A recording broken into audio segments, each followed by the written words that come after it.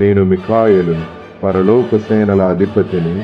నా ఖడ్గముతో చీకటిని త్రోలద్రొక్కెదను.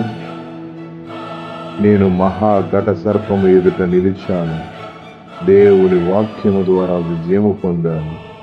నేను ద్వారాలకు కాపలా కాయుచున్నాను.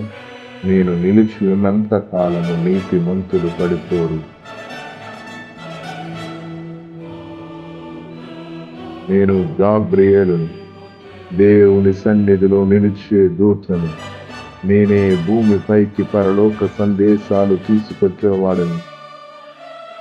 మరియమ్మకు రక్షకుని జననం ప్రకటించిన వాడను.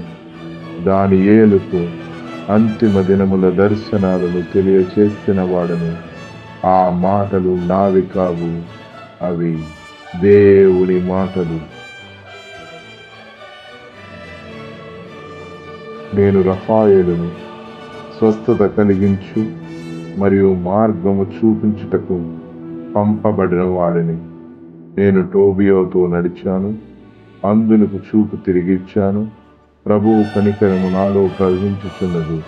ఎందుకంటే ఎక్కడ బాధ హింస ఉంటే అక్కడ నేను శాంతిని తీసుకొస్తాను.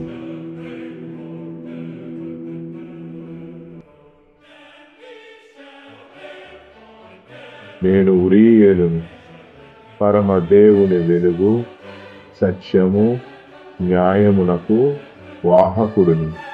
నేను ఎదోను తోటలో అగ్ని కిరీటాన్ని కాపాడాను. హనోకుకు రహస్యాలను తెలియచేశాను.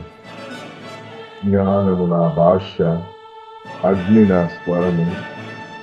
నక్షత్రాలలో రాయబడి పురాతన దేవునిచే ముద్రింపబడిన వాటిని నేను మాట్లాడుచున్నాను. మేము కెరూబులము, పవిత్రతను కాపాడేవారము. మాకున్న అనేక ముఖములు సృష్టి యొక్క స్వభావాన్ని ప్రతిబింబిస్తున్నాయి. మాకున్న కన్నులు అన్నిటినీ చూస్తున్నాయి. మేము దేవుని సింహాసనమును మోస్తున్నాము, పరిశుద్ధతను రక్షిస్తున్నాము.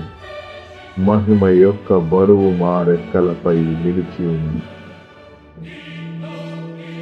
మేము స్వరూపులము, అగ్నితో నిండిన వారము. ఆయన సింహాసనం ఎదుట నిలవబడి పరిశుద్ధుడు, పరిశుద్ధుడు, పరిశుద్ధుడు అని సైన్యములకు అధిపతియగు యెహోవాను గురించి పాడుతాం.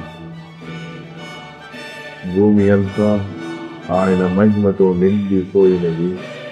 ప్రేమ, భయము, అగ్నితో మా పాటలతోను రెక్కలతోను గర్జించుదము.